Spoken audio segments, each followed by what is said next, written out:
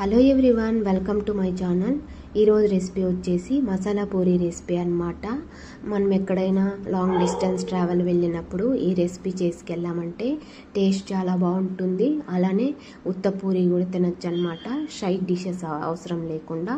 ఒకవేళ కంపల్సరీ మాకు side dish కావాలి, మేము తినలేము అనుకునే వాళ్ళు పెరుగుతో తినచ్చు, లేదంటే ఆలూ కర్రీతో కూడా తినచ్చు అనమాట. టేస్ట్ అయితే చాలా బాగుంటుంది.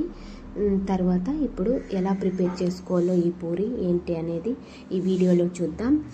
మసాలా పూరి కావాల్సిన ఇంగ్రీడియంట్స్: గోధుమ పిండి, శనగపిండి, తర్వాత 1/2 టేబుల్ స్పూన్ వాము, 1/2 టేబుల్ స్పూన్ జీలకర్ర, 1/2 టేబుల్ స్పూన్ పసుపు, అలాగే అల్లము, పచ్చిమిరపకాయలు కచ్చపచ్చగా మిక్సీ పట్టుకోవాలి. తర్వాత ఒక 3 ఎండుమిరపకాయలు అవి కూడా మిక్సీ పట్టుకోవాలి కచ్చపచ్చగా.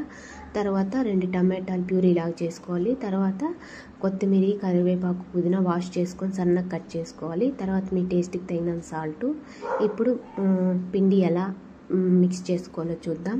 ఒక బౌల్లో గోధుమ పిండి, అలానే ఒక 2 టేబుల్ స్పూన్ శనగపిండి, తర్వాత వాము, జీలకర్ర, అలానే పసుపు, మీ టేస్ట్కి తగినంత సాల్ట్.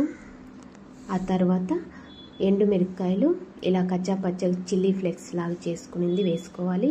తర్వాత అల్లము, పచ్చిమిరపకాయలు ఇలా కచ్చాపచ్చగా చేసుకొని వేసుకోవాలన్నమాట. తర్వాత ముందుగానే వాష్ చేసి పెట్టుకొని కట్ చేసి పెట్టుకున్న కొత్తిమీర, పుదీనా, కరివేపాకు కూడా వేసుకొని పిండిలో అంతా ఈ ఇంగ్రీడియంట్స్ బాగా మిక్స్ అయ్యేటట్టు మిక్స్ చేసుకొని ఇప్పుడు టమాటా ప్యూరీని కొద్దిగా వేసుకొని పిండినంతా బాగా మిక్స్ చేసుకోవాలన్నమాట. ఈ టమాటా పూరియే సరిపోయినా పర్వాలేదు, లేదంటే వాటర్ వేసి కూడా పిండిని మిక్స్ చేసుకోవచ్చు అన్నమాట. ఇలాగా అంతా పిండిలోకంతా మిక్స్ అయ్యేటట్టు మసాలాలంతా ఇలా మిక్స్ చేసుకోవాలి. టమాటా ప్యూరీ సరిపోకపోయినా కొద్దిగా, నాకైతే సరిపోలేదు కాబట్టి కొద్దిగా వాటర్ వేసుకొని ఇలా మిక్స్ చేసుకుంటున్నాను అన్నమాట. కొద్దిగా వేసుకొని అయితే మిక్స్ చేసుకోవాలి. ఇలా అంతా బాగా మిక్స్ చేసుకున్న తర్వాత చపాతీ ముద్దలాగా ప్రిపేర్ చేసి పెట్టుకోవాలి. ఒక 2 మినిట్స్ తర్వాత అంతా ఒకసారి మిక్స్ చేసుకొని ఇలా చిన్న బాల్స్, మీకు ఏ సైజు కావాలంటే ఆ సైజులో ఇలా చిన్న బాల్స్ లాగా చేసుకొనేసి పక్కకు పెట్టుకొని ఇప్పుడు ఇది గోధుమ పిండిలో డిప్ చేసి పెట్టుకోవాలన్నమాట. ఇలా అన్నీ డిప్ చేసి పెట్టుకున్న తర్వాత ఇప్పుడు పూరి అయితే ప్రిపేర్ చేసుకోవాలన్నమాట. ఇలా డిప్ చేసుకున్న తర్వాత ఇప్పుడు పూరి అయితే మీకు ఏ సైజులో కావాలంటే ఆ సైజులో అయితే చేసుకోవచ్చు అన్నమాట. కొద్దిగా పిండి వేసుకొని అటు ఇటు ప్రిపేర్ చేసుకోవాలన్నమాట. పూరీలు అయితే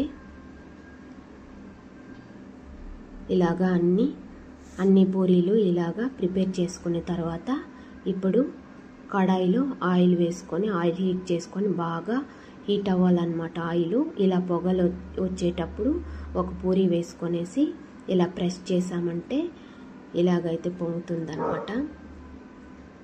ఇలా అటు ఇటు గోల్డెన్ బ్రౌన్ కలర్ వచ్చేంత వరకు ఫ్రై చేసుకున్నామంటే మసాలా పూరీ అయితే రెడీ అయిపోతుందన్నమాట.